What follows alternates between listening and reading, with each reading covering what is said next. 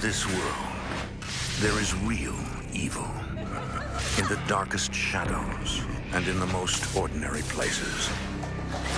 These are the true stories of the innocent and the unimaginable.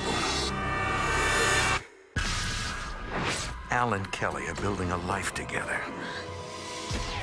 but they find themselves in the shadows of a grim past. Death lurks around every corner, and Al uncovers a long-forgotten tragedy. The killer returns from the grave to tear the family apart.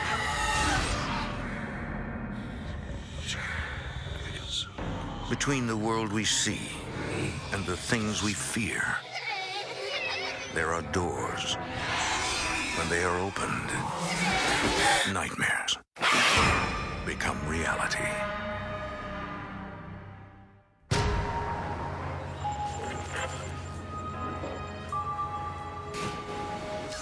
In the Canadian city of Montreal in the fall of 1996, single mother Kelly Fontaine and her 6-year-old daughter Haley fantasize about living in a big house. Yep, okay. 1, 2, 3. We would walk along and, pick a street, and she'd pick her favorite house and I'd pick my favorite house. That was kind of a game we always played. Out of concern for her family, Kelly agreed to be interviewed only on the condition of anonymity. We both seemed to like this house, where every other street I would like one and she'd like a different one. I guess that's why this game came about, because we always dreamed of living in a nice house. Someday we are going to have a house just like this.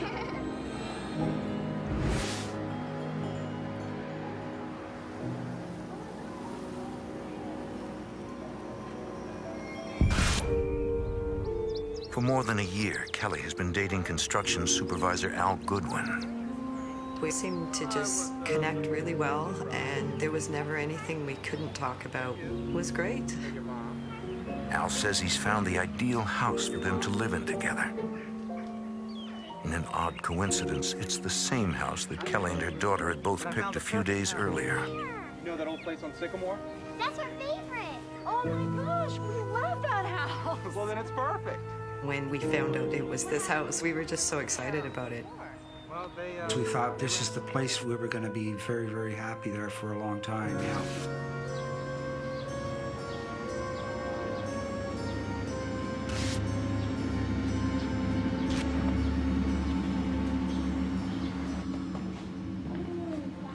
Wow, I love the yellow. It's great. sure did. Before moving in, Al and Kelly have the rooms repainted. You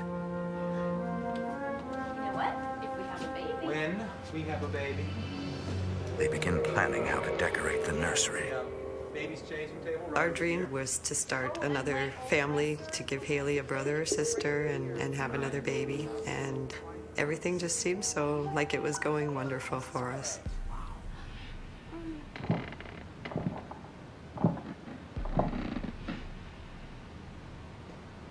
Did you hear that? Yeah. Let's check it out. We heard somebody coming up the stairs.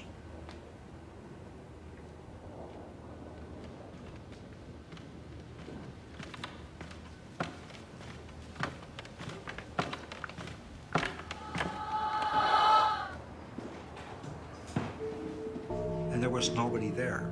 Maybe it was nothing. We looked all around and didn't see anyone or anything, and we just kind of said, well, it's an old house. Maybe there's going to be noises we have to get used to. But I guess I didn't. Check over here.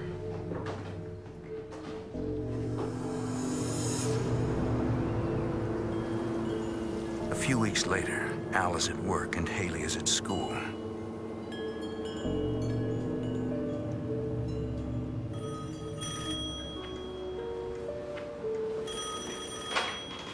Hello? Kelly gets a call from her doctor. Are you sure? She's pregnant. Oh. That's great news. Yeah, okay.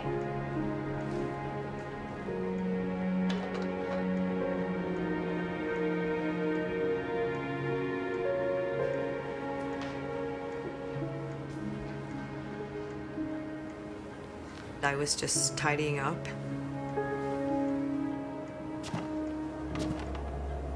I heard footsteps in the same room as me.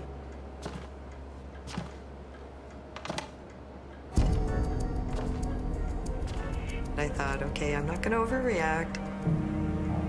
I just kind of pretended it didn't happen and carried on with what I was doing.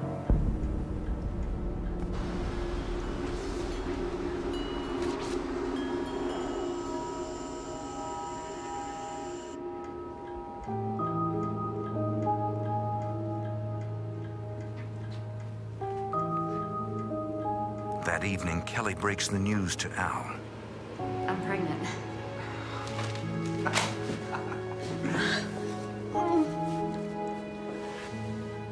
She also tells him about the eerie footsteps. And I didn't want to make it like I was this nervous wreck kind of person. And our relationship living together was still so new that I didn't want to sound like I was crazy. I mean, there's nobody there. I just hear footsteps. I couldn't believe it. I just couldn't believe it. Maybe it's somebody walking outside. Yeah, maybe.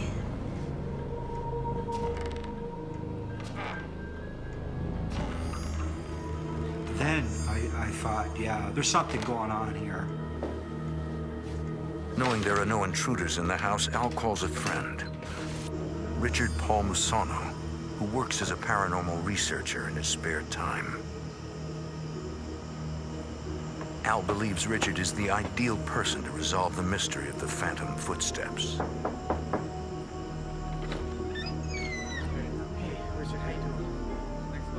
They were very worried.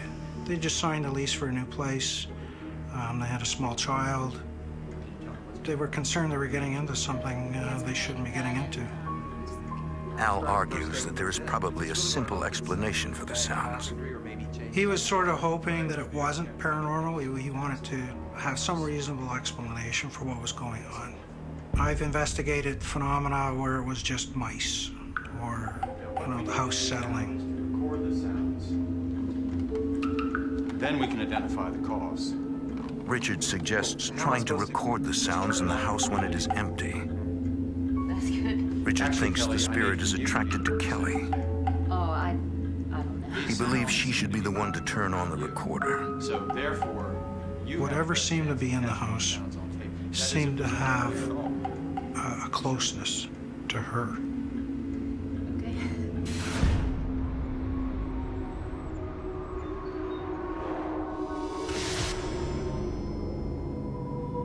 The next day, Kelly prepares to leave to pick up her daughter Haley from school.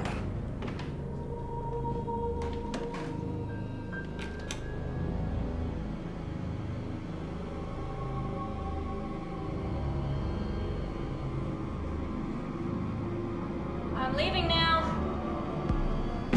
I deliberately walked with heavy footsteps down the stairs.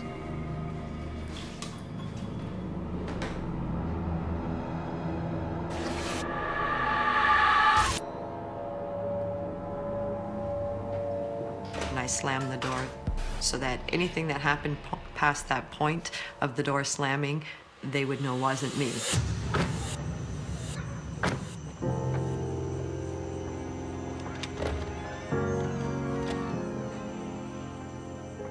That night, when Al and Richard get off work, they retrieve the tape recorder. I did not touch the tape recorder. I did not rewind it. I didn't want to be the one to find out whether there was anything on it or not. I'm leaving now.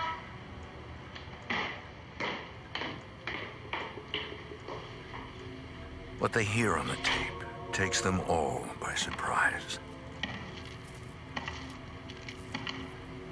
You could hear a tinkling that sounded like a charm bracelet. And then the footsteps stopped.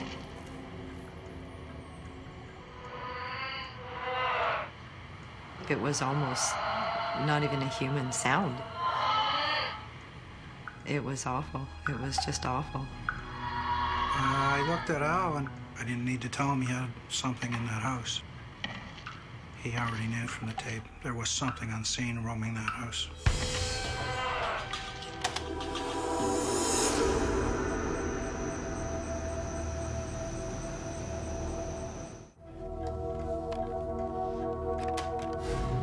replays the eerie recording. Paranormal researcher Richard Palmisano. You hear footsteps coming down the stairs, as if bare feet. And you can hear bracelets jingling. Then there's a sigh. And the sigh is almost like abandonment of a child. It was actually very overwhelming to think that, you have a spirit in your house, and now you have no choice but to believe in something that you never believed in before. Who do you think it is? It definitely sounds female to me. I bet it was a Al tells Richard that he had met the house's previous occupants, a woman and her 15-year-old I daughter. heard she loved the house. He says that the daughter wore a charm bracelet, and he thinks that the voice on the tape sounds like her. Here's what I heard.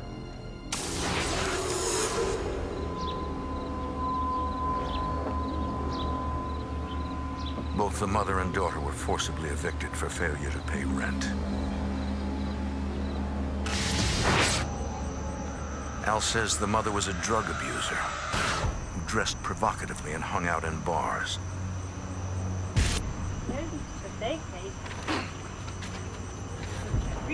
Her many lovers and unpaid bills made life difficult for her daughter.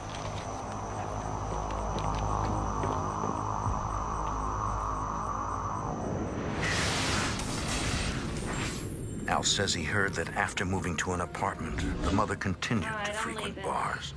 Stay home and out of trouble. I knew the mother, and she wasn't a very good person. Hi, Mom. Don't wait up and stay out of trouble. She was into a lot of drugs. The 15-year-old girl became increasingly desperate about her mother's destructive behavior.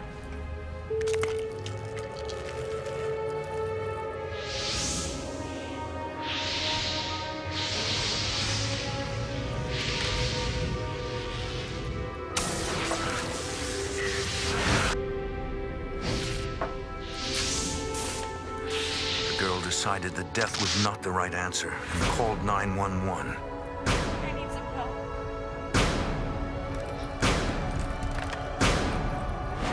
But the ambulance arrived too late to save her. I don't think she was really trying to kill herself. I mean, otherwise, It seemed like it was a cry for help and not that she really wanted to kill herself. It seemed like she was trying to get her mother's attention. I think you're right. So We all kind of agree put two and two together. it's probably the clone. And the three of us believe the girl had come back to the house, seeking her mother and most likely following Kelly around as a mother image. I just want to know. Al just kind of really got curious about it. I was a bit curious, but I was much more afraid than I was curious. During the days and nights that follow, whenever the house is empty, Al and Richard leave tape recorders running. And when no one's around and the house is quiet, they'll talk. They'll do things. You could hear a phone ringing and her answering the phone, and you could hear her side of the conversation.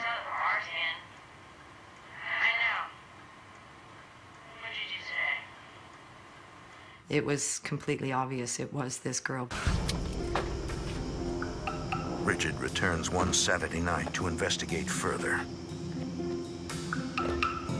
Kelly arranges for Haley to stay with friends to keep her from being frightened by the men's activities.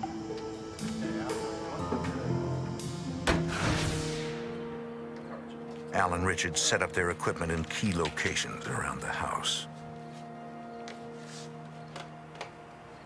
We were running video upstairs. We had tape recorders recording upstairs. We had tape recorders downstairs operating. I'm glad you could come over. Oh, for sure. Richard's wife arrives to keep Kelly company. I'm gonna go get the coffee, and if you don't mind, the cards are in the closet. All right. They decide to play cards. Yes. Okay. Thank you.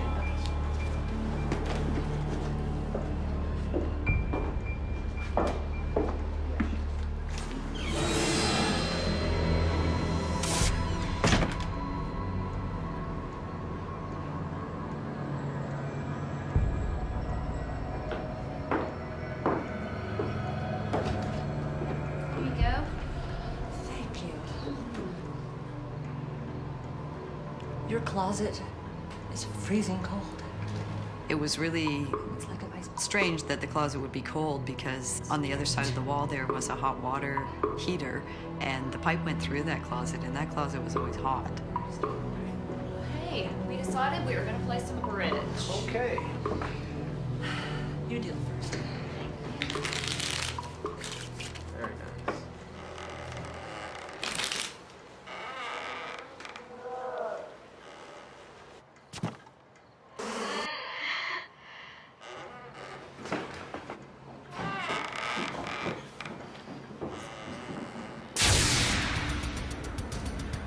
Al and Richard are eager to listen to the tapes.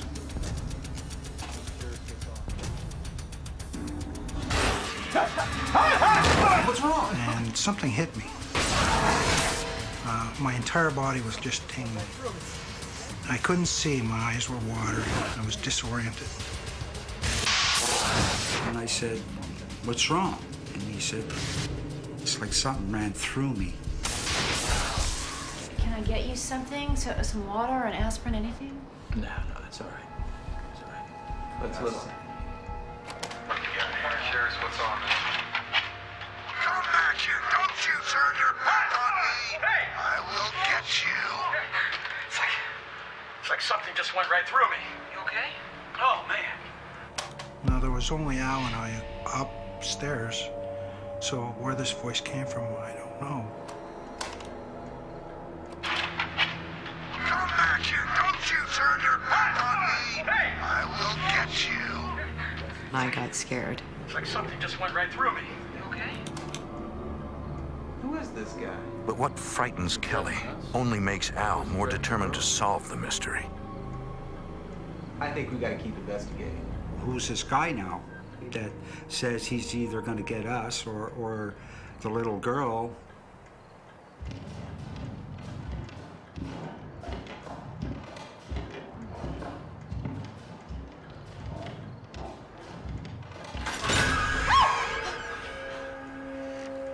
This door has no habit of opening by itself.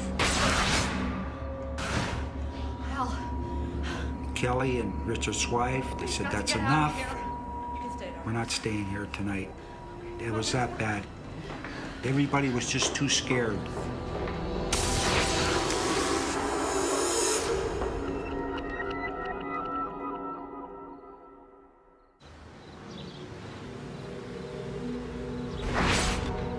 Al, Kelly, Richard, and his wife returned to the haunted house after a frightening experience the night before.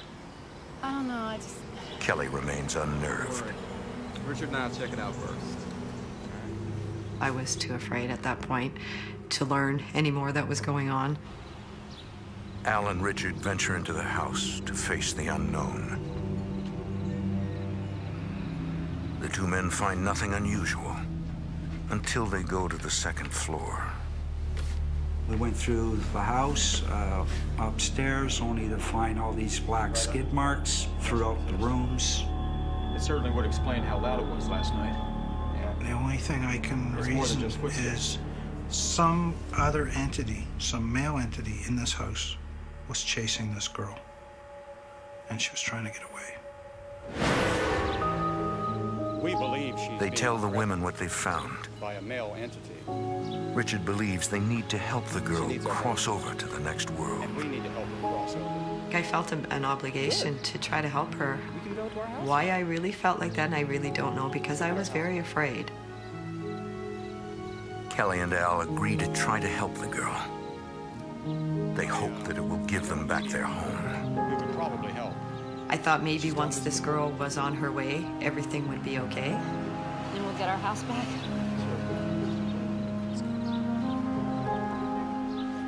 Richard promises to find a medium who can help. Kelly, anxious to preserve her relationship with Al, reluctantly agrees to continue living in the house.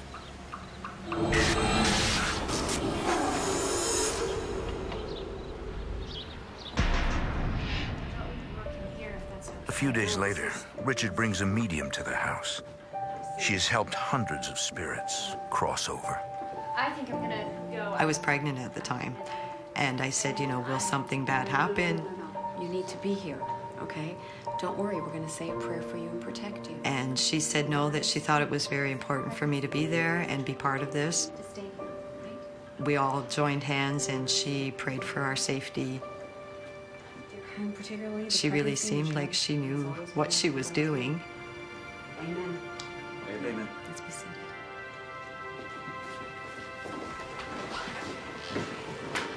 I need you to be as quiet as possible when I say the movements.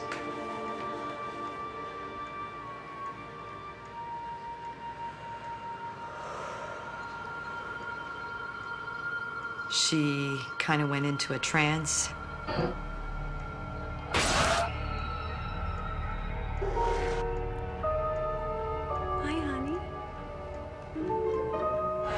She was having a conversation with this young girl and telling her that she wasn't supposed to be here and stay here, that she needed to go on her way.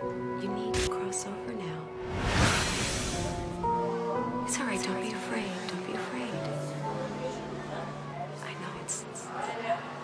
You need to cross over now, and you need to follow the light, and I'm here to help you. It's okay. Don't be afraid, all right? Suddenly, the medium flinches. There's a negative entity that just entered the room.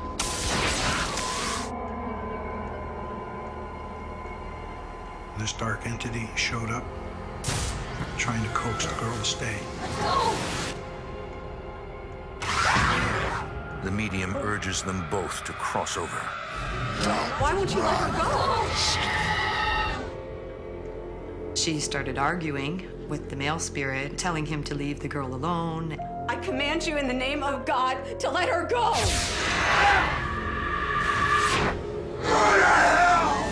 Fine. Then you just rot. Then she yelled at this male spirit to go rot in his own hell.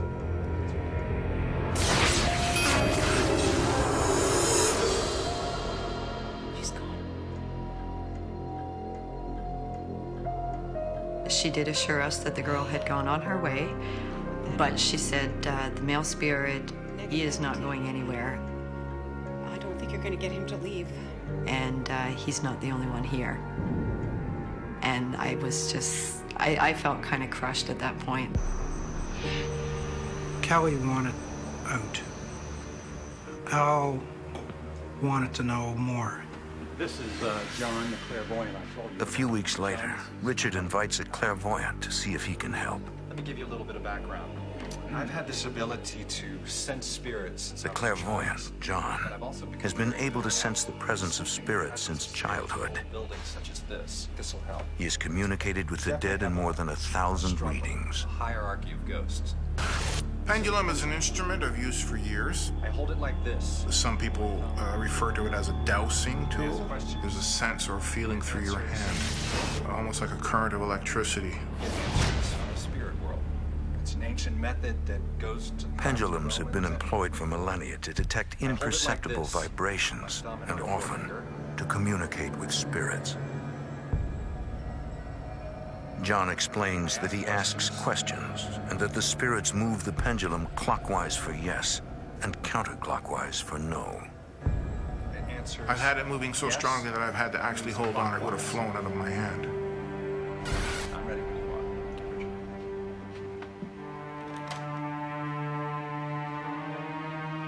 are. Is there a spirit here who would like to communicate? I did get a positive response. Are you a male spirit? The pendulum indicated a very strong yes. Yes. Can you tell me about it? And then all of a sudden, boom, fear would come right through me. Whoever was speaking to us is now terrified. Not tonight, he's killed it. John tells them that the dark entity has silenced the other spirits. We can try again. I think that just completely sparked Al's and Richard's curiosity, and they just wanted to continue and do as much investigating as possible to find out what was going on and how we could change it. A few nights later, John returns for another try. I usually run equipment at the same time. And then afterwards, I would review the tape, and then I would hear the other side of the conversation. Is there a spirit here who wishes to communicate? Do you know the name The of the dark clairvoyant spirit tries to find out more about the dark entity.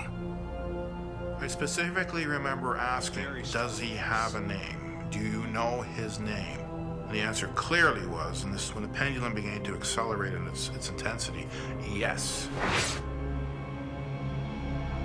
Please indicate when I get to the first letter of his name.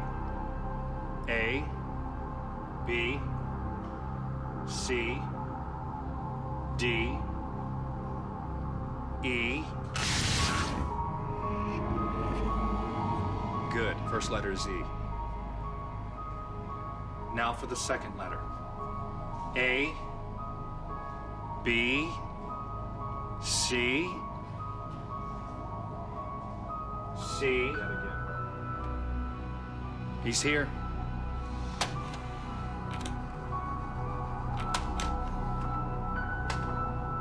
A, B, C. He's coming! It's Edward! It's Edward! And that night, what we got on tape was, very clearly, You didn't tell them my name. you didn't give them my name, did you? Did you? I don't want any part of this anymore. Kelly finds it terrifying. We're gonna get rid of this ghost. No, you can. I said, I don't want to know anything that's going on anymore because I was just too afraid.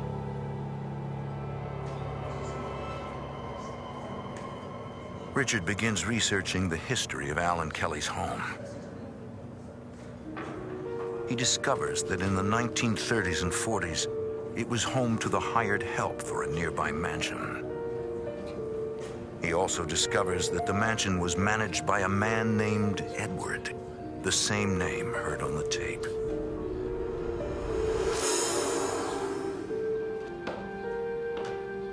Edward had been appointed to manage the huge estate during World War II. There are streaks. What is wrong with you? He quickly became a brutal tyrant. I will teach you to obey. Don't ever touch me! He was a mean-spirited individual. He would take advantage of the female workers on the property. He thought he was very powerful.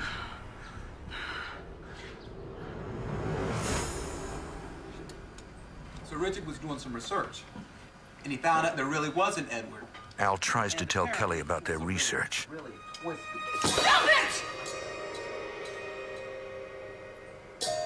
I don't want to hear it.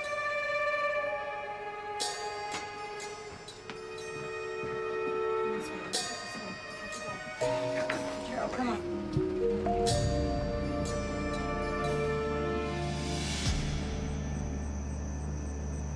A few hours later, Kelly finds herself alone in the house.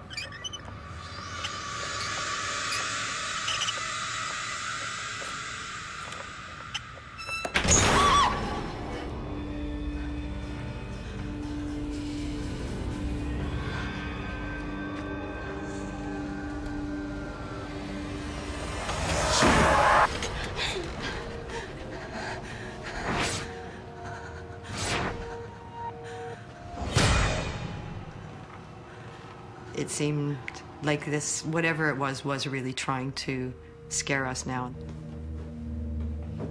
He was here again today.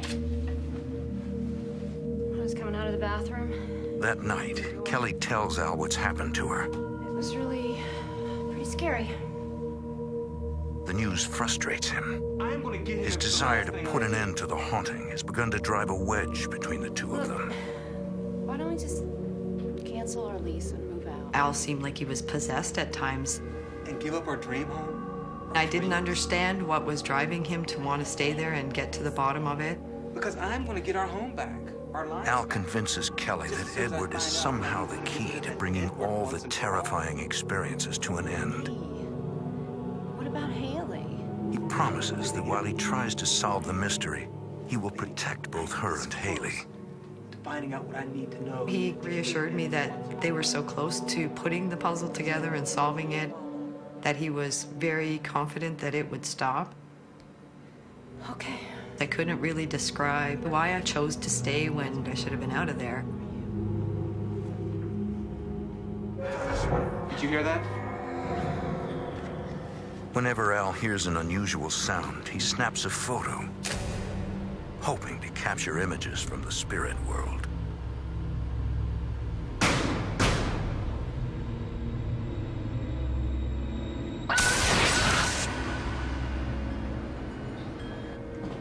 Check it out. Here are the pictures I told you about. Al shows one of the photos to Richard and John. They do look like babies. I remember just seeing like infant faces. This is not us imagining this. There's one face, there's a face, there's a face, there's a face, there's a face. But I didn't understand why I saw so much blood. It's like a spiritual orphanage in here. And I remember, thinking, like, what would cause this? Why is this? Well, that's what we got to figure out. It just pushed us on for more investigations because we wouldn't stop until we found out.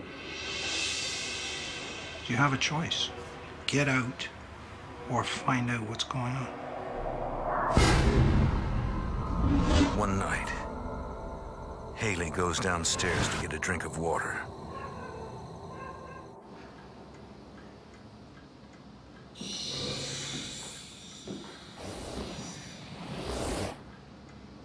Al?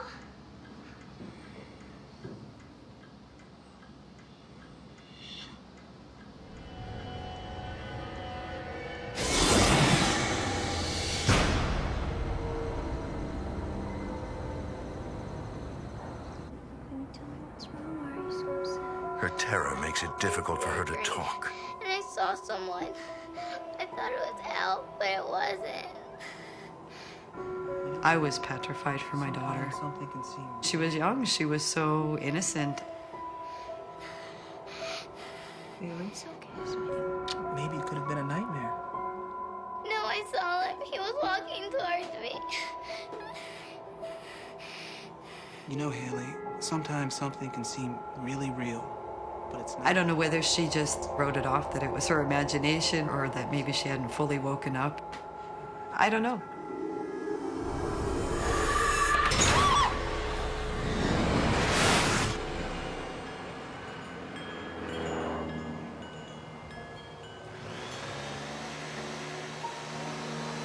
The next morning,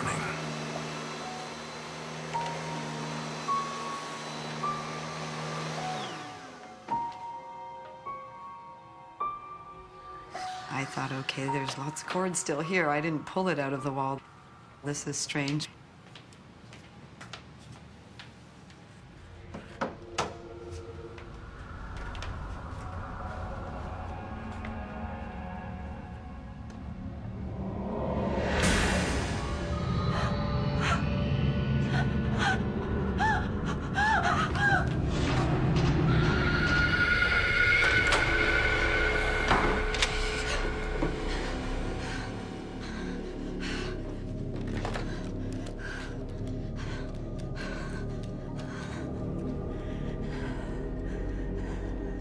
Al, it's me. I need you to come home. No, I need you to come home right now. No, I'm serious. I'm not leaving the bedroom until you get here. Please just come home. okay.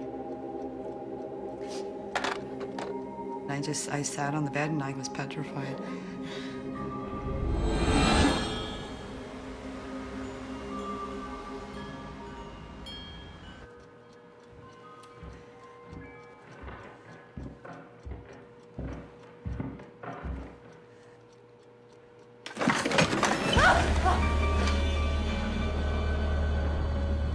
Kelly, it's me! Al, open the door!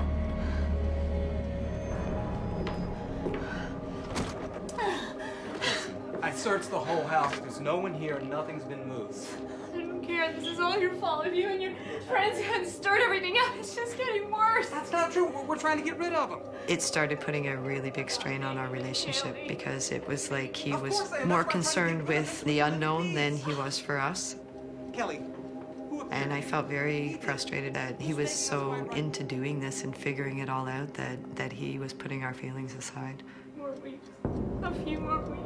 He, again, convinced me that they were just so close to putting this puzzle together and that things were going to change and things would be okay once they figured it out. It's scary. Al, Richard, and John decide to only do research outside the house out of respect for Kelly. I saw that she was very nervous. She didn't want to disturb her household, but at the same time, her household was under attack, and so was she. John warns Al that evil spirits may be trying to ruin his relationship with Kelly. And I did say this to Al, be careful with the relationship with your wife, because very often they will do things to get you arguing, to get you fighting, to get you to hurt each other. They feed off that negative energy. They also know that, they break your marriage up, you're leaving. The fact that it manifested solid as it did, I felt it was saying, well, I know you see me. I don't care. I want you to see me. I want you to get a good look at me. Al tells the others that he heard that a man living in the old mansion next door had repeatedly seen the dark, ghostly figure in his basement apartment. The man moved out after a section of the floor in his bedroom mysteriously sank. It's interesting that this figure is showing up in different areas of the property. It doesn't seem that he just shows up in one room of a house. I said, we need to look into it. It's not good. They decide to investigate. Tell us what's been happening?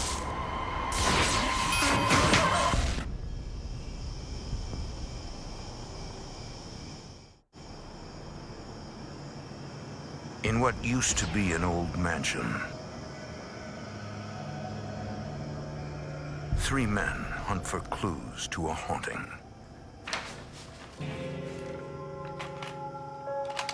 We basically made a portable Ouija board, for lack of a better term. A, B, C, D, E, and numbers. We laid this out on the floor, and I used the pendulum. I felt we were going to need more than just yes or no down here. Everybody ready? Yeah.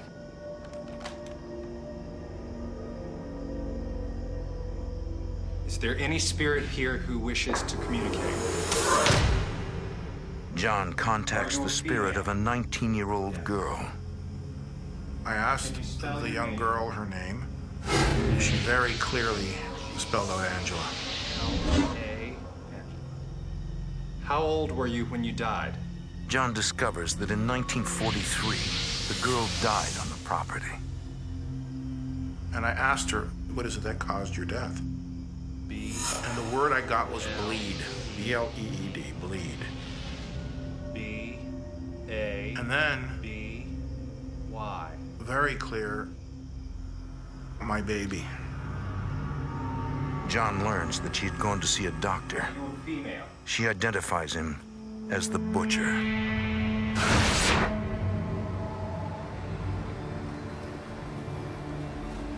The next day, John approaches an expert on local history. I checked with a professor at the university, and I asked her, can you tell me anything about this name? And she says, oh, there was a very famous abortionist that worked in the local area. It came up in some of my research. John develops a theory about what happened at the estate. The doctor had to flee the U.S. back in the early 40s. And this butler, Edward, saw a beautiful opportunity. They could make a lot of money. Good doctor. Please stay as long as you want. Thank you. There's plenty.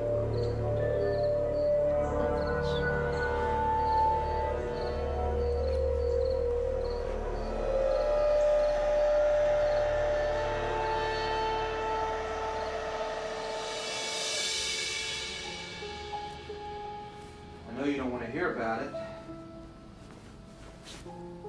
Al tries to tell Kelly about their new theory.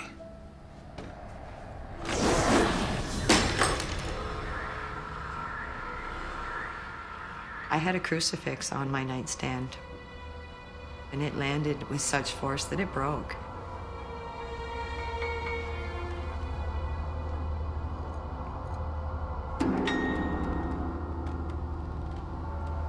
I was petrified, and I said, no, this is enough. We have to get out of here. You know, this is insane. I'm too scared to go to bed at night, and when I do, I can't sleep anyway.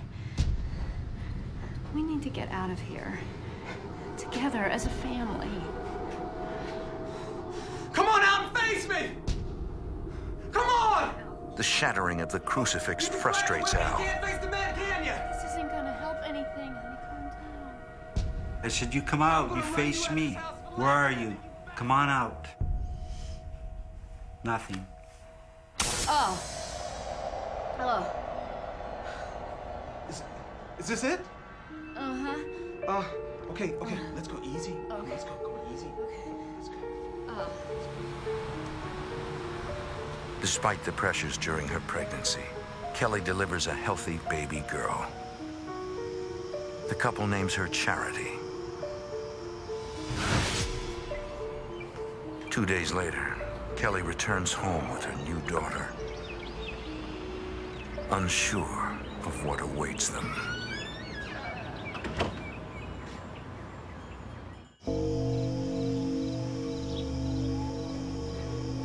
At the former mansion, the three men hunt for information that will help them expel a powerful dark entity. We would like to speak with Angela. Is Angela here? John contacts the spirit of a girl who says she died in 1943. Yes. Can you help us find your body? He asked the question, well, give us an indication where you're buried. And the pendulum, being on a chain, stood straight out. This amazes paranormal researcher Richard Polmusano. Totally defies physics. It boggles my mind. If I had not witnessed it, I probably would not believe it. Is this where you're buried? Is this it? Yes, this is where she's buried.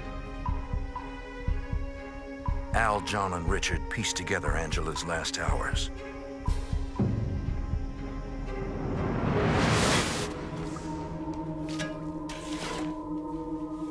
She had gone to the estate for an abortion, but the procedure was botched, nearly killing her. Edward and the doctor carried the dying girl to the basement and dug a shallow grave. He and the doctor dumped her in a hole in the basement.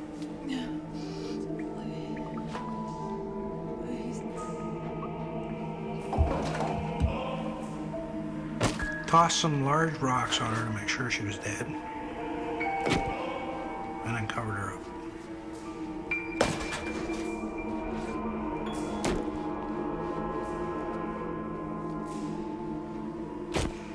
And this 19-year-old is still there. She wants to be released. She wants out of that house.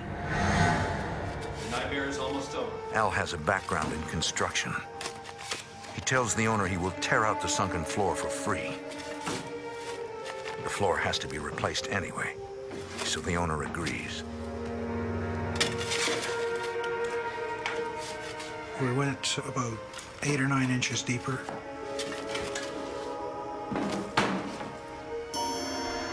And we found a flagstone that matched the flagstone around the fireplace, which was in that room. Guys, it's really late. The men need more equipment to remove the heavy stones, so they decide to continue in the morning.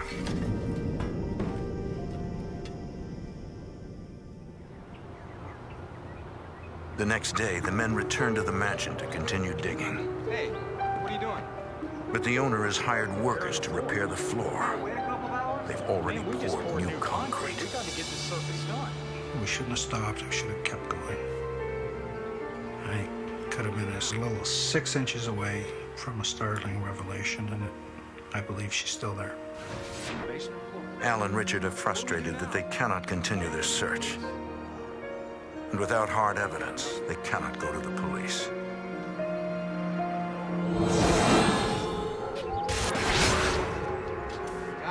Okay. John, what is it? Yeah, does that feel better, honey?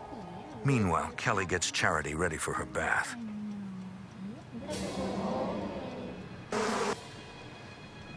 Yeah, come on. John, what is it? Revenge. I think we've made him mad. John suddenly senses they've deeply angered the dark entity. Newborn.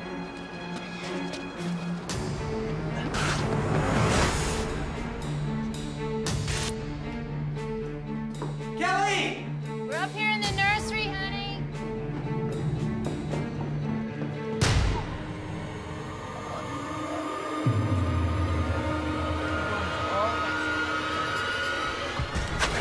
Oh my God! Kelly! That bottle just flew across the room. It came this close to hitting her. It could have really hurt her. It's okay. Here. No. I told him that was it. No, it's not okay. What?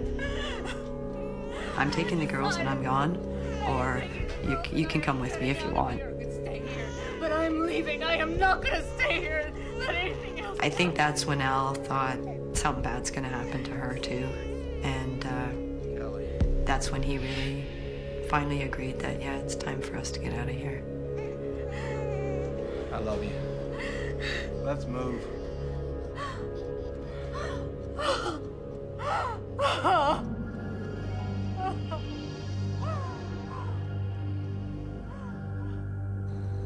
The family finally moves out, leaving the dark entity in control.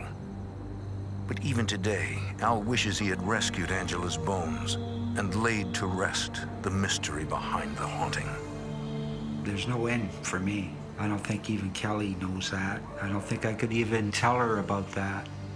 If I ever found out that I could walk in that house, and I'd probably do it again, just to find out.